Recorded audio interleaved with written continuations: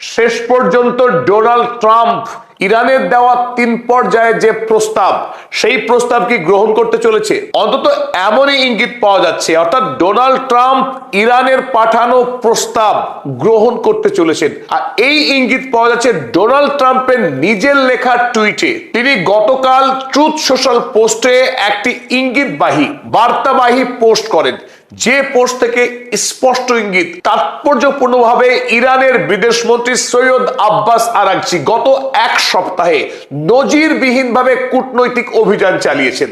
তিনি ইরান থেকে পাকিস্তান, পাকিস্তান থেকে ওমান, ওমান থেকে পাকিস্তান, পাকিস্তান থেকে রাশিয়া, রাশিয়া থেকে পাকিস্তান, তারপরে তিনি ইরানে ফিরলেন। অর্থাৎ আমেরিকা এবং ইরানের মধ্যে যে দেশ মধ্যস্থতা করছে পাকিস্তান, সেই পাকিস্তানে তিনি 4 দিনের মধ্যে 3 বার পা রাখলেন এবং তিনবার পাকিস্তানের প্রধানদের সঙ্গে বৈঠক সারলেন। আর সেই বৈঠকেই মাস্টার স্ট্রোক, ইরান কেবল যুদ্ধে জয়ী হয়নি, আমেরিকার বিরুদ্ধে কূটনৈতিক অভিযানেও রীতিমতো আমেরিকাকে নাস্তানুবাদ করেছে, তাকে কাল ঘাম ছুটিয়ে দিয়েছে। ইরানের পক্ষে যখন কূটনীতির লড়াই করছেন সৈয়দ আব্বাস আরাগচি, ইরানের বিদেশ মন্ত্রী এবং ইরানের পার্লামেন্টের স্পিকার মোহাম্মদ বাঘের গালিবাফ, তখন আমেরিকার 2জন বাড়ি নির্মাতা, রিয়েল এস্টেট ব্যবসায়ী, একজন ডোনাল্ড ট্রাম্পের জামাই জারেড কুশনার, আর একজন হল স্টিভ উইটকফ, যাদের কূটনীতিতে ABCD জ্ঞানও নেই। ফলে আমরা দেখেছি যুদ্ধ শুরু হবার আগে ওমান এবং জেনেভা যে 2টি বৈঠক হয়েছিল, সেই 2টি বৈঠকে আমেরিকার পক্ষে তারা আলোচনার কোনো আদ্যপন্ত খুঁজে পায়নি। একই অবস্থা হয়েছিল পাকিস্তানের মাটিতে, যেখানে আমেরিকার পক্ষে খোদ জেডি ভ্যান্স উপস্থিত ছিলেন।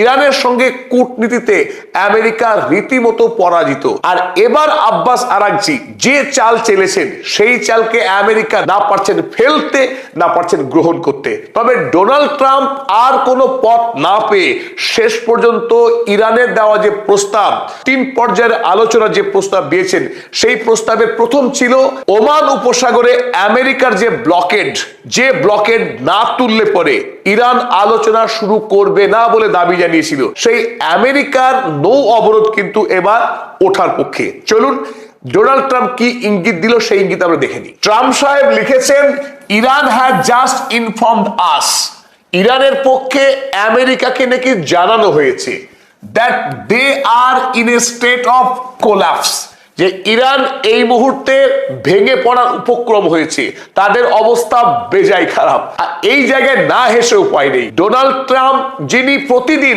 একবার করে ইরানকে ধ্বংস করেন, 25 সালের জুন মাসে অপারেশন মিডনাইট হ্যামারে তিনি একবার ইরানকে অবলিটারেট করেছিলেন। আর 2026 সালের এই যুদ্ধে কতবার তিনি অবলিটারেট করলেন, সিভিলাইজেশনকে ডিস্ট্রয় করলেন, তারপরেও অনেকখানি নাকি বাকি ছিল। এবার ইরান এমনি ধ্বংস হতে যাচ্ছে, ডোনাল্ড ট্রাম্পের হাতে পায়ে ধরছে বৈঠক করবার জন্য। আসলে আমেরিকার রাষ্ট্রপতি বলে কথা, তারও তো মান সম্মান বলে কিছু আছে। এমনি যদি হুমড়ি খেয়ে সে ইরানের সঙ্গে চুক্তি করে নেয়, লোকে কি বলবে? দেশে তো নিন্দুক বসে আছে, এতগুলো বাঘা সব সাংবাদিক, এত বড় বড় কাগজ, যারা রাত্তর দিন শুধু ডোনাল্ড ট্রাম্পের ভুল ধরে আর ভুল খোঁজে। আর ডোনাল্ড ট্রাম্পও কম জান না, তাদেরকে প্রতিদিন অন্তত শখানেক করে গাল পাড়েন। তো এই মুহূর্তে ডোনাল্ড ট্রাম্পের নিজের মুখ বাঁচানোর জন্য তিনি যখন একরকম ঠিক করে নিয়েছেন যে ওমান উপসাগরের নৌ অবরোধ তিনি আর রাখবেন না, না হলে আব্বাস আরাগচি বা ইরান তার সঙ্গে আলোচনায় বসতেই চাইছে না। তাই বেগতিক অবস্থা থেকে শেষ পর্যন্ত নৌ অবরোধ তুলে নেওয়ার আগে নিজের মুখ ঢাকার জন্য তিনি এবার দায় চাপালেন ইরানের ঘাড়ে, যে ইরান তার হাতে পায়ে ধরে অনুরোধ করছে যে কোনো মূল্যে আমেরিকা যেন ওই নৌ অবরোধ তুলে নেয়। They want us to open the Hormuz strait, Iran অনুরোধ করছে আমেরিকাকে হরমুজ প্রণালী খুলে দেওয়ার জন্য। এবার বুঝুন ঠেলা, হরমুজ প্রণালী কে বন্ধ রেখেছে, আমেরিকা না ইরান? কার দখলে আছে হরমুজ প্রণালী? তাহলে ডোনাল্ড ট্রাম্প সত্য কথা বলছেন না মিথ্যা কথা বলছেন? তাহলে এই জায়গায় আমেরিকার প্রতিটা মানুষ এই মুহূর্তে ডোনাল্ড ট্রাম্পকে রীতিমতো ট্রোল করছেন যে you are liar, nobody believes you, যে আপনি এমন গ্রেডের, এমন দরের মিথ্যাবাদী, আপনাকে কেউ বিশ্বাস করে না। তো তিনি বললেন ইরান অনুরোধ করছে হরমুজ প্রণালী খুলে দেওয়ার জন্য, আমেরিকার হাতে চাবি রয়েছে, তিনি খুলে দেবেন। As soon as possible, আর এটাই ছিল ইরানের পক্ষে আমেরিকাকে দেওয়া প্রথম শর্ত, যে প্রথম নৌ অবরোধ তুলে দিতে হবে, আর নৌ অবরোধ না তুললে পরে হরমুজ প্রণালী খোলা নিয়ে আমেরিকার সঙ্গে কোনো আলোচনায় শুরু হবে না। হরমুজ প্রণালী নিয়ে আলোচনা দ্বিতীয় পর্যায়ের, কিন্তু ডোনাল্ড ট্রাম্প তিনি প্রথমেই দুটোকে একসঙ্গে মিশিয়ে দিলেন। তাহলে কি আমেরিকার সঙ্গে ইরানের শান্তি বৈঠক হবে? আর এই শান্তি বৈঠক শেষ পর্যন্ত ইরান এবং আমেরিকা কি চুক্তিতে আবদ্ধ হতে পারবে? এটাই কোটি টাকার প্রশ্ন। কারণ এই মুহূর্তে ইরান যখন সামরিকভাবে সুপার পাওয়ার হতে যাচ্ছে, গ্লোবাল মিলিটারি পাওয়ার হতে যাচ্ছে, সেই মুহূর্তে যখন আমেরিকা যুক্তরাষ্ট্র কোনোভাবেই ইরানের এই উত্থানকে মেনে নিতে পারছে না, ওদিকে ইসরায়েল মধ্যপ্রাচ্যে কোনোভাবেই তারা চায় না যে ইরান একটি মিলিটারি সুপার পাওয়ার হোক, অন্তত মিডল ইস্টে। এই প্রেক্ষিতে কিভাবে সম্ভব আমেরিকার সঙ্গে ইরানের চুক্তি? কিন্তু চলুন আমরা দেখে নিই একটি বিষয়। ইরান আমেরিকাকে যে শর্ত দিয়েছে তাতে চারটে আমরা শর্ত খুঁজে পাচ্ছি। এক ছিল যে স্টপ দ্য থ্রেটনিং। আমেরিকা যুক্তরাষ্ট্রের পক্ষে ডোনাল্ড ট্রাম্প প্রতিদিন উঠতে বসতে যে ইরানের নেতৃত্বকে গালি দেওয়া, ইরানকে ধ্বংস করা, দেখে নেওয়ার যে হুমকি দিচ্ছিলেন, সেই হুমকি দেওয়া আমেরিকাকে থামাতে হবে। আর প্রথম যে শর্ত ছিল open blockade at Gulf of Oman. Oman উপসাগরে আমেরিকা যে নৌ অবরোধ চালাচ্ছে সেই অবরোধ তুলে নেওয়াটা ইরানের পক্ষে ছিল প্রথম প্রস্তাব। যদি আমেরিকাটা মেনে নেয় তাহলে দ্বিতীয় পর্যায়ে ছিল ডিসকাস অন হরমুজ। হরমুজ প্রণালী নিয়ে আমেরিকার সঙ্গে ইরান কথা বলতে রাজি আসে, তবে সেটা দ্বিতীয় পর্যায়ে। আর দ্বিতীয় পর্যায়ে যদি আমেরিকা এবং ইরান তাদের মধ্যেকার বোঝাপড়া করে নিতে পারে, তাহলে শেষ ক্রিটিক্যাল যে কোশ্চেন ছিল নিউক্লিয়ার ডিসকাশন। পরমাণু অস্ত্র ইরান তৈরি করবে কিনা, করলে কবে তৈরি করবে, কিভাবে তৈরি করবে, সেই বিষয়ে আমেরিকাকে নিয়ে আলোচনায় বসতে পারে। কিন্তু সবশেষে, অর্থাৎ আগের তিনটে শর্ত যদি আমেরিকা পূরণ করতে পারে, তাহলে চতুর্থ শর্তে ইরান আমেরিকার সঙ্গে কথা বলতে রাজি আছে। তো সেই ক্ষেত্রে আমরা দেখছি প্রথম যে শর্তটা ছিল ইরানের পক্ষে আমেরিকার কাছে, stop the threatening. Donald Trump কিন্তু গত 4 দিন লক্ষ্মী ছেলের মতো ইরানকে আর গালি দিচ্ছে না। এখানে একটা বিষয় আমরা স্পষ্টই বুঝতে পারছি যে পাকিস্তানের পক্ষে আমেরিকাকে, ডোনাল্ড ট্রাম্পকে এই বার্তা স্পষ্টভাবে দেওয়া হয়েছে যে ইরানের নেতৃত্ব আপনার সকাল বিকালে গালি পড়াটা একেবারেই পছন্দ করছে না, এটা না পছন্দ। সুতরাং আপনাকে বদলাতে হবে যদি আপনি ইরানের সঙ্গে চুক্তি চান। তাই ডোনাল্ড ট্রাম্প এই গালি দেয়া থেকে ঘুরে এই মুহূর্তে নিয়ে একটা কৌশল খেললেন যে ইরান নাকি অনুরোধ করছে আমেরিকাকে, ইরানের অবস্থা বেজায় খারাপ, তাই বাঁচার জন্য আমেরিকাকে অফার দিয়েছে স্ট্রেট অফ হরমুজ খুলে দেওয়ার জন্য।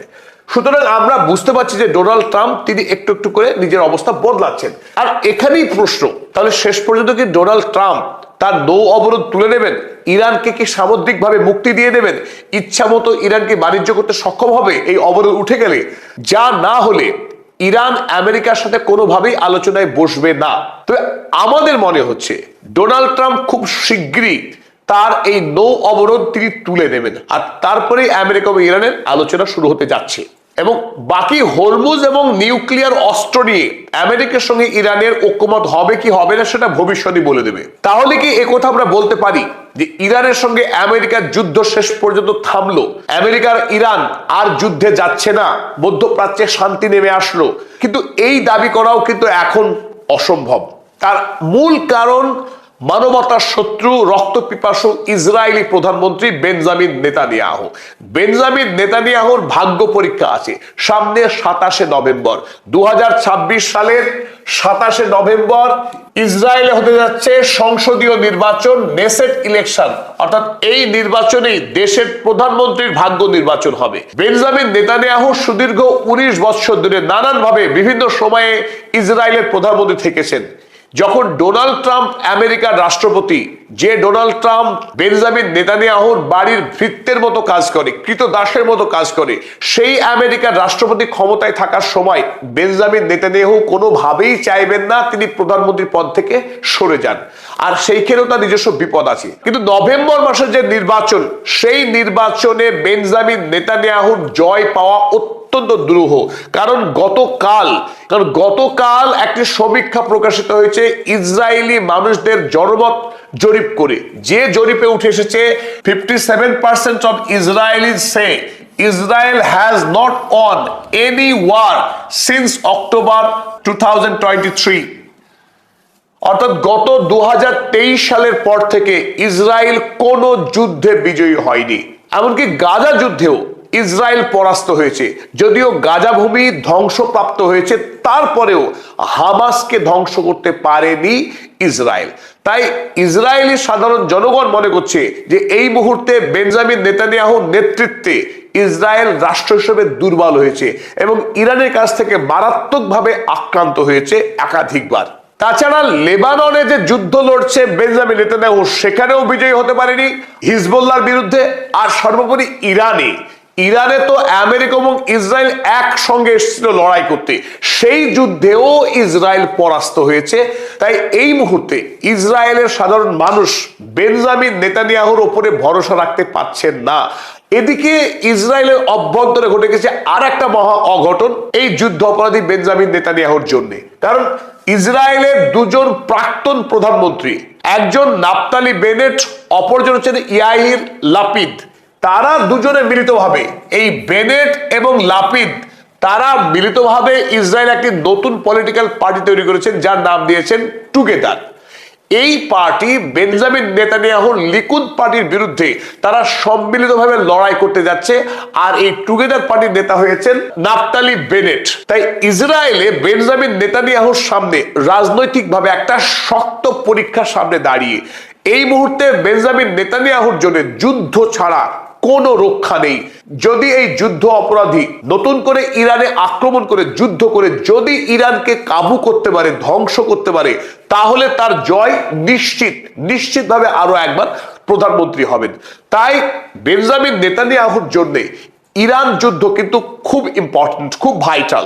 আর যদি এই বেঞ্জামিন নেতানিয়াহু ইরানের বিরুদ্ধে যুদ্ধে না যায়, তাহলে তার এই নির্বাচনে পরাজয় অবশ্যম্ভাবী। অপরদিকে যখনই নির্বাচনে পরাস্ত হবে, তার জন্য জেল অপেক্ষা করছে। এখনই তিনি জেলে যেতে পারতেন, কিন্তু প্রধানমন্ত্রী দেশ যুদ্ধের মধ্যে আছে, এই অজুহাতে এতদিন ধরে তার জেল হয়নি। যদি নির্বাচনে হেরে যায়, তাহলে তার জেল যাত্রা কেউ আটকাতে পারবে না। কিন্তু এ গেল বেঞ্জামিন নেতানিয়াহুর যুদ্ধের প্রয়োজনীয়তা। ডোনাল্ড ট্রাম্প, তার জন্য কি হবে? ডোনাল্ড ট্রাম্পের ওই নভেম্বরেই ভোট, আমেরিকাতে mid term election. Donald Trump রাষ্ট্রপতি থাকবেন, আরো 2 বছর থাকবেন, কিন্তু আমেরিকার সেনেটর এবং কংগ্রেসম্যানদের বড় অংশ তাদের নির্বাচন হবে এই 2026 সালের নভেম্বর মাসে। এই নির্বাচনে যদি ডোনাল্ড ট্রাম্পের রিপাবলিকান দলের অধিকাংশ প্রার্থী পরাস্ত হয় আর ডেমোক্রেটিক দল যদি নির্বাচিত হয় বেশি সংখ্যায়, তাহলে ডোনাল্ড ট্রাম্প লেম ডাক রাষ্ট্রপতি হয়ে থাকবেন। তিনি কোনো রকম আইন পাশ করতে পারবেন না, অসহায়ভাবে বাকি 2 বছর কাটাতে হবে। তো এই প্রেক্ষিতে যদি ডোনাল্ড ট্রাম্প আরো একবার নতুন করে ইরান যুদ্ধ শুরু করে, আমেরিকার অবস্থা ভয়াবহ রকমের খারাপ হবে অর্থনৈতিকভাবে। আর ডোনাল্ড ট্রাম্পের ইতিমধ্যেই আমেরিকায় কোন রকম গ্রহণযোগ্যতা নাই, তার গ্রহণযোগ্যতা আমেরিকাতে তলানিতে এসে ঠেকেছে। তাই দ্বিতীয়বার যুদ্ধ করতে গেলে ডোনাল্ড ট্রাম্পের পক্ষে রাষ্ট্রপতি থাকা অত্যন্ত দুরূহ হবে। সুতরাং ডোনাল্ড ট্রাম্প কোনোভাবেই দ্বিতীয়বার যুদ্ধ চাইছেন না।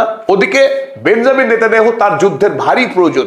আর এই প্রেক্ষিতে দাঁড়িয়ে আমরা কোনোভাবেই নিশ্চিত হতে পারছি না যে ইরানের সঙ্গে ইসরায়েল আমেরিকার দ্বিতীয়বারের যুদ্ধ শুরু হবে না। তবে এই ক্ষেত্রে একটা কথা বলা যেতে পারে, এই যুদ্ধ হবে কি হবে না তার সহজ একটা উত্তর দেওয়া যেতে পারে। কে কার চাকর? ডোনাল্ড ট্রাম্পের চাকর বেঞ্জামিন নেতানিয়াহু, নাকি বেঞ্জামিন নেতানিয়াহুর ভৃত্য